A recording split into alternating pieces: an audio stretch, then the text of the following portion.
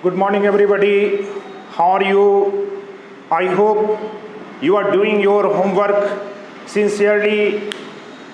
I'm going to say something related to different types of sentences.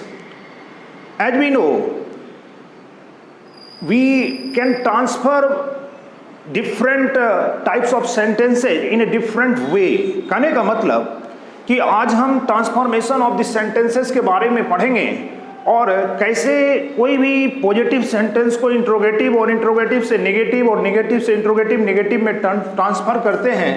आज इस तरह के डिफरेंट सेंटेंसेस को हम देखेंगे और साथ ही साथ ट्रांसफॉर्मेशन ऑफ द सेंटेंसेस में आपको ये भी जानना जरूरी है कि सेंटेंस को विथ सेम सेंस भी हम इस प्रकार से रखते हैं। जैसे मान लो अगर ये कहें ही इज हेल्दी या फिर कुछ भी इस तरह का आप बोलते हो, यानी कि आप कुछ भी इस तरह से एडजेक्टिव रखते हो कि ही इज ऑनेस्ट, है ना, तो कहने का मतलब वह ईमानदार है। अब इसी को कैसे कहेंगे विथ सेम सेंस? तो आप ये कह सकते हैं कि मान लो इस केस में ही इज नॉट अनहेल्दी, यानी कि जब भी नोट लगाएंगे तो आप उसका कोई एंटोनिम्स आप वहां पर रखेंगे जो कि आपको सेम सेंस में कन्वर्ट कर देगा। मान लो अगर कहते हैं कि ही इज ऑनेस्ट या माय फ्रेंड इज ऑनेस्ट, तो इसको कैसे कहेंगे? तो ट्रांसफर कैसे करेंगे विथ सेम सेंस? तो मैं कह सकता हूं कि my friend is not dishonest. Clear? तो कहने का अर्थ कि सेम सेंस के साथ इस तरह से कन्वर्ट करते हैं, लेकिन डिफरेंट में कैसे हम इसको ट्रांसफर करेंगे? मान लीजिए कि एक आपका सेंटेंस है he writes a letter, he writes a letter. मान लीजिए इस तरह का अगर आपको दिया जाता है और ये आपका पॉजिटिव सेंस है, आप इसको कहेंगे कि आप इसको इंट्रोगेटिव में कीजिए, तो कैसे करेंगे? तो सबसे पहले कोई भी पॉजिटिव सेंटेंस को इंट्रोगेटिव में कन्वर्ट करने के लिए उसमें चेक करेंगे कि कोई ऑक्सिलरी वर्ब है क्या। तो ये आपका जो है ये आपका मेन वर्ब के टर्म में है राइट्स। क्लियर? जो कि वर्ब का 5वां रूप है। कहने का अर्थ कि आप इसमें कोई ऑक्सिलरी वर्ब नहीं है। अगर ऑक्सिलरी वर्ब रहता तो ऑक्सिलरी वर्ब को सीधे आप सब्जेक्ट के आगे रख देते, लेकिन इस केस में आपका कोई ऑक्सिलरी वर्ब नहीं है, तो इसको कैसे रखेंगे? तो आप इसको इस तरह से कर सकते हैं, जैसे कि ही राइट्स ए लेटर, इसमें कोई ऑक्सिलरी वर्ब नहीं है, तो हम इसको इंट्रोगेटिव बनाने के लिए डू डज डिड में से किसी को आगे रखेंगे, सेंटेंस के आगे। तो कहने का मतलब कि पहले इंट्रोगेटिव बनाते हैं तो थर्ड पर्सन सिंगुलर नंबर है, तो इस केस में हमेशा डज को आप आगे रखेंगे, यानी does he write a letter. Clear? अब देखिए इस तरह का आप क्वेश्चन मार्क भी लगाएंगे, खास करके जब डज हमको यहाँ पर पहले हम निकालेंगे तो ये हमारा मूल रूप में कन्वर्ट हो जाएगा, यानी जो V5 था वो V1 में कन्वर्ट हो जाएगा। इसी प्रकार से अगर हम ये लिखते हैं पॉजिटिव से इंट्रोगेटिव में और फिर हम इसको कहते हैं इंट्रोगेटिव निगेटिव में, तो कैसे इसको बोलेंगे? तो इसी केस को आप इस तरह से लिख सकते हो कि does he not write a letter. Clear? क्या वह एक पत्र नहीं लिखता है? कहने का अर्थ कि आप पॉजिटिव से इंट्रोगेटिव बनाए, इंट्रोगेटिव से इंट्रोगेटिव निगेटिव, और फिर आपका जैसे कि डायरेक्ट अगर हम निगेटिव बनाएंगे तो उसको कैसे लिखेंगे? तो कभी भी आप पॉजिटिव से इंट्रोगेटिव बनाएंगे या निगेटिव सेंस में बनाएंगे तो कभी मेन वर्ब के साथ नोट नहीं लगाते हैं। इस केस में हमेशा कोई न कोई ऑक्सिलरी वर्ब अगर होता है तो वो ऑक्सिलरी वर्ब नोट के साथ आएगा, अदरवाइज डू डज डिड का प्रयोग करेंगे। तो इस सेंस में हम क्या लिख सकते हैं? तो he doesn't write a letter. Clear? अब इस केस में आपको यह भी देखना है कि मैंने इस तरह से पॉजिटिव से इंट्रोगेटिव, इंट्रोगेटिव से इंट्रोगेटिव नेगेटिव और एक आपका डायरेक्ट नेगेटिव, कहने का अर्थ कि इस तरह का सेंटेंस दिया जाएगा। अगर इसी कड़ी में एक एग्जाम्पल इस प्रकार का अगर लेते हैं, जैसे मान लो कि he was going to market yesterday, अगर इस तरह का दिया है तो इस केस में इंट्रोगेटिव कैसे बनाएंगे? तो इसमें देख रहे हैं कि टू बी वर्ब यानी ऑक्सिलरी वर्ब हमारा है, तो इस केस में इंट्रोगेटिव बनाने के लिए वाज को आगे करेंगे। तो was he going to market yesterday, यानी कि क्या वह कल बाजार जा रहा था, इस तरह से। अगर इसी को निगेटिव में करना होता तो यहां पर ऑक्सिलरी वर्ब है, तो he was not going to, he was not going to market yesterday. इसी प्रकार से अगर इंट्रोगेटिव नेगेटिव रहता तो was he not going to market yesterday. कहने का मतलब नोट को हमेशा सब्जेक्ट के बाद लगाएंगे, क्लियर।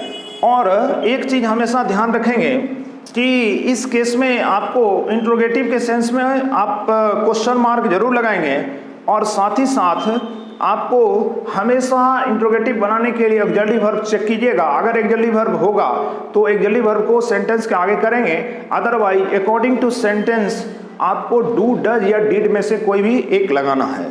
तो एक पास्ट का और देख लेते हैं, जैसे मैं कहूं कि ही वेंट टू स्कूल, वह विद्यालय गया या गया था, क्लियर। कैसे इसको करेंगे? तो जैसे कि ये हमारा V2 सेंस में है, तो V2 जब भी होगा तो उसको जब हम ले जाएंगे आपको इंट्रोगेटिव में, तो क्या होगा? तो इंट्रोगेटिव में यहां पर कोई ऑक्सिलरी वर्ब नहीं है, तो ऑक्सिलरी वर्ब नहीं है तो इसको क्या करते हैं कि आपका डीड बाहर आ जाएगा, और डीड ही, और ये वेंट जो है ये अपने मूल रूप में आ जाएगा, यानी did he go to school, clear. अब इसी चीज को अगर आपको कहना होगा इंट्रोगेटिव में, इंट्रोगेटिव निगेटिव में, तो did he not go to school, clear. Spoken में डिडंट चलेगा, didn't he go to school, लेकिन रिटन में आपको did he not go to school लिखना है। तो इसी तरह से पॉजिटिव से इंट्रोगेटिव, इंट्रोगेटिव से अगर मान लो निगेटिव कहेंगे तो ही, अब देखो यहाँ पर अगर इसको निगेटिव में कन्वर्ट करते हैं तो ये क्या हो जाएगा आपका, he didn't go to, clear. तो इस तरह से जो ये सेंटेंस ट्रांसफर होता है इसके बारे में आपको ये ज़्यादा से ज़्यादा इस तरह का इस्तेमाल किया जाता है। खास करके इस स्थिति में आप जरूर ध्यान रखेंगे कि जब भी डीड को बाहर करेंगे तो आपका ये मेन वर्ब जो है ये मूल रूप में कन्वर्ट हो जाएगा, और इस प्रकार से जब निगेटिव बनाएंगे तो आपको डीड के साथ नोट का प्रयोग करना है, ना कि मेन वर्ब के साथ, क्लियर। तो मैं समझता हूँ कि इस केस में आपको यहाँ तक कोई दिक्कत नहीं होगी। आगे बढ़ते हैं और कुछ अलग डिफरेंट टाइप्स के सेंटेंस को लेके क्लियर करते हैं।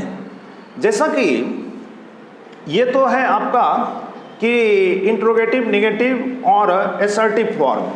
अब इसी कड़ी में मान लीजिए कुछ इस तरह के सेंटेंस होंगे जैसे कि WH से रिलेटेड। तो WH से रिलेटेड क्या होता है कि आप कोई भी अगर इस तरह का सेंटेंस बोलते हो, मान लीजिए कि मैं कहूं व्हाट इज योर फादर, इस तरह से, यानी कि व्हाट से आपका प्रोफेशन का भी बोध होता है, और व्हाट का एक हिडन जो मीनिंग होता है वो होता है आपका दैट विच। कहने का मतलब ट्रांसफॉर्मेशन के साथ साथ आपको इंट्रोगेटिव में एक और अदर भी होता है जो आपको WH वर्ड के साथ जुड़ा रहेगा, और एक होता है डायरेक्ट डू डज डिड या एक्सिलरी वर्ब के द्वारा, यानी कोई भी एक्सिलरी वर्ब। तो WH वर्ड के साथ अगर इस तरह का प्रश्न पूछने का कोई कार्य करेगा, यानी इंट्रोगेटिव वे, तो आपका हमेशा कोई न कोई एक्सिलरी वर्ब WH वर्ड क्या है इसको भी देखेंगे। जैसे डिफरेंट WH फैमिली ये होता है, जैसे कहते हैं what, when, where, which, whose, इस तरह से। तो WH वर्ड के साथ जब भी इंट्रोगेटिव सेंस में प्रश्न पूछने का कार्य करेगा, इस तरह का सेंटेंस अगर बनाना हो आपको, तो हमेशा वो कोई न कोई एक्सिलरी वर्ब के साथ ही आएगा। जैसे मान लीजिए कि यहाँ पर व्हाट इज योर फादर कहने से ये नहीं होता है कि तुम्हारे पिताजी क्या हैं, बल्कि व्हाट से प्रोफेशन का भी बोध होता है, और इसमें हम कह सकते हैं कि तुम्हारे पिताजी क्या करते हैं, इस तरह का सेंस आएगा। और व्हाट का एक हिडन वैल्यू होता है जिसको बोलते हैं दैट विच, वह जो। अब देखिए, जब अगर आप बिना एक्सिलरी वर्ब के WH वर्ड के साथ कोई भी सेंटेंस बनाते हैं तो उसका एक डिफरेंट मीनिंग प्राप्त होता है, यानी कि बिना एक्सिलरी वर्ब के ये अधूरा माना जाएगा, इनकम्प्लीट सेंटेंस के रूप में जाना जाएगा। इसीलिए कोई ना कोई एक्सिलरी वर्ब जरूर आएगा। और यदि कोई इस तरह से करता है, जैसे मैं कहता हूं कि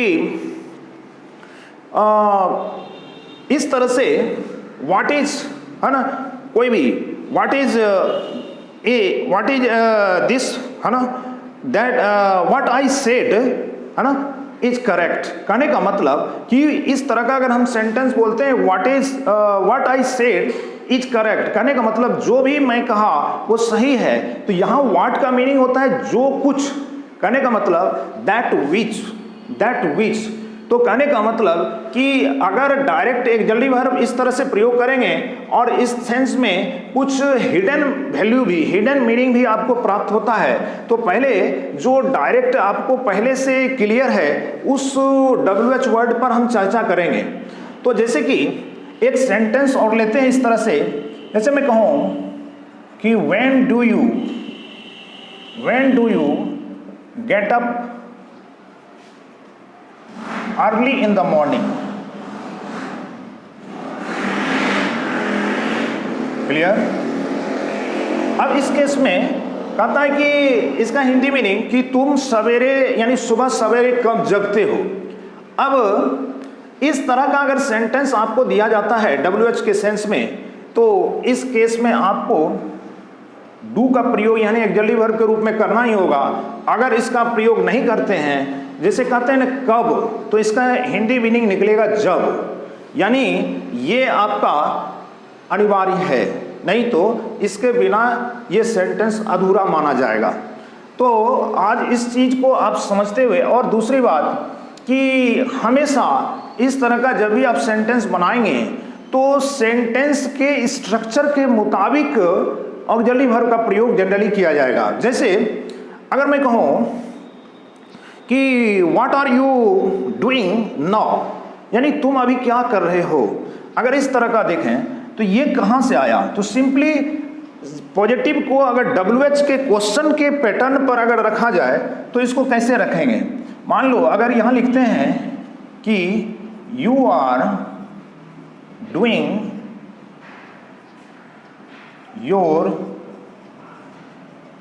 homework, you are doing your homework. अब इसी को अगर हम WH वर्ड से कनेक्ट करते हैं तो कैसे करेंगे, तो WH से कनेक्ट करेंगे तो यहां पर ऑक्सिलरी वर्ब हमारा दिया हुआ है, यानी कि तुम, you are doing your homework, तुम अपना कार्य कर रहे हो, यानी अपना गृह कार्य कर रहे हो। अब इसको अगर मैं कहूं इस तरह से क्या, यानी कि तुम कब अपना गृह कार्य करते हो, या इस तरह से कुछ भी।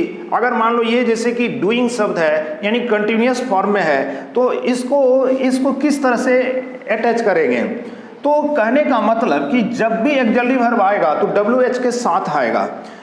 और यहाँ पर अगर हम इसको इंट्रोगेटिव के डायरेक्ट टर्म में कन्वर्ट करेंगे तो हमारा यही ऑक्सिलरी वर्ब सेंटेंस के आगे आ जाएगा, यानी are you doing your homework कहने से इंट्रोगेटिव सेंस मिल जाता है, क्या तुम अपना गृह कार्य कर रहे हो, क्लियर।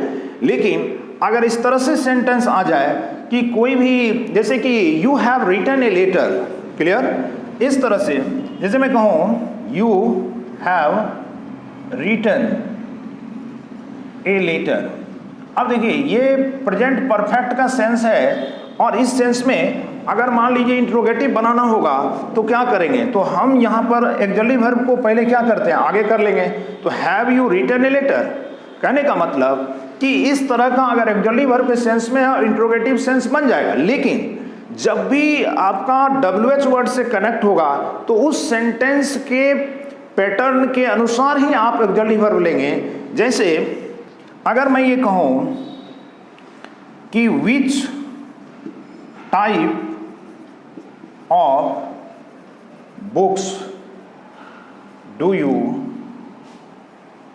स्टडी या रीड, कुछ भी इस तरह से रीड संबंध में इसमें चलेगा। कोई भी इस तरह का अगर सेंटेंस दिया जाता है, यहाँ पर आपका बुक्स के चलते ये प्लूरल फॉर्म में, इसीलिए डू का प्रयोग हम करेंगे। और आपका ये WH यहाँ से यहाँ तक आपका ये नाउन के सेंस में किस तरह की किताबें, सिर्फ किताबें आपका नाउन के सेंस में यानी सब्जेक्ट के रूप में यहाँ काम नहीं कर रहा है, किस प्रकार की किताबें।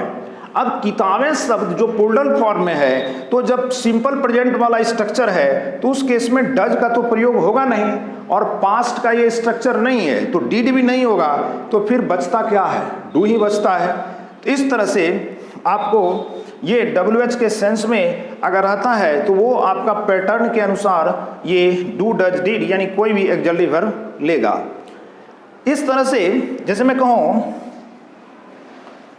वेयर डज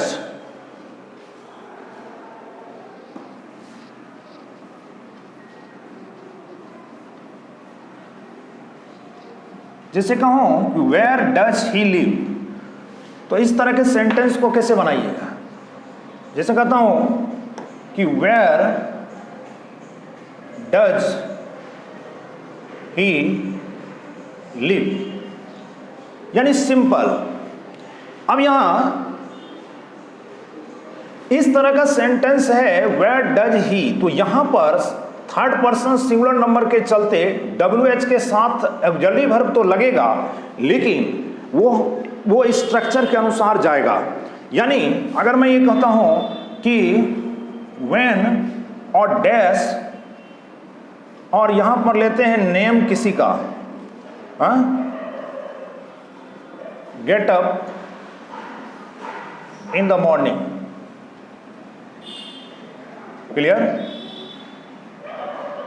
अब देखिए यहां Raju third person singular number है, तो ये WH के साथ कौन सा लेगा एक्जुअली वर्ब, तो इस तरह केस में आप लिखेंगे Raju third person singular number, इसीलिए व्हेन डज, क्लियर। और इस तरह से अगर पास्ट का रहता तो यहां पर डिड शब्द का प्रयोग किया जाएगा, क्लियर। आगे इसमें एक दो सेंटेंस के साथ इसको अभी ओवर करेंगे। जैसे मान लीजिए कि आपको इस तरह से स्ट्रक्चर में दिया जाता है, तो डिफरेंट वे में आप आसानी से चेंज कर सकते हैं, ट्रांसफर कर सकते हैं। साथ ही साथ अगर मान लीजिए कि ये डायरेक्ट अगर एक्जुअली वर्ब दिया है तो आप उस एक्जुअली वर्ब के सहारे इंट्रोगेटिव भी बना सकते हैं। इस तरह से मैं कहता हूं अगर कि सी wrote a letter yesterday। अब देखिए यहां इस केस में पास्ट का है, तो इसको आप जैसे इंट्रोगेटिव में अगर ट्रांसफर करते हैं इन जनरल विदाउट WH, तब तो डिड यहां लगेगा। लेकिन अगर WH के साथ कोई इस तरह का वर्ड बोला जाए, जैसे when she, और इस तरह से get up, when she get up in the morning, अगर ये है। अब यहां ध्यान देंगे क्या गलती यहां है, सी है तो यहां पर क्या देंगे, गेट्स अप। अब यहां पर डज शब्द लगता है, जैसे कि डज क्यों लगेगा, तो थर्ड पर्सन हमारा सिंगुलर नंबर है और ये भी 5 के टर्म में है, इसीलिए इस केस में इसको लिखेंगे when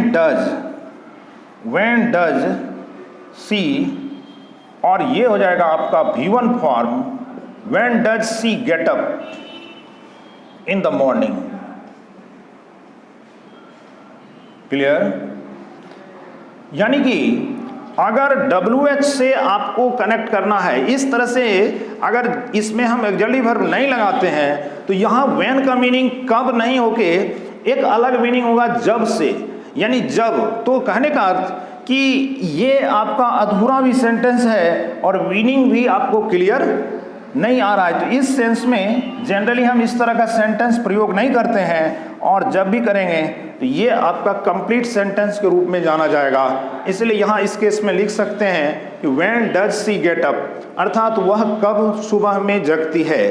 तो इस तरीके का जैसे कि प्लूरल सेंस में होगा तो व्हेन डू, है ना, और इस केस में अगर मान लीजिए प्लूरल सेंस है तो व्हेन डू दे। अगर प्लूरल आएगा तो यहाँ डज नहीं होके डू हो जाएगा। क्लियर?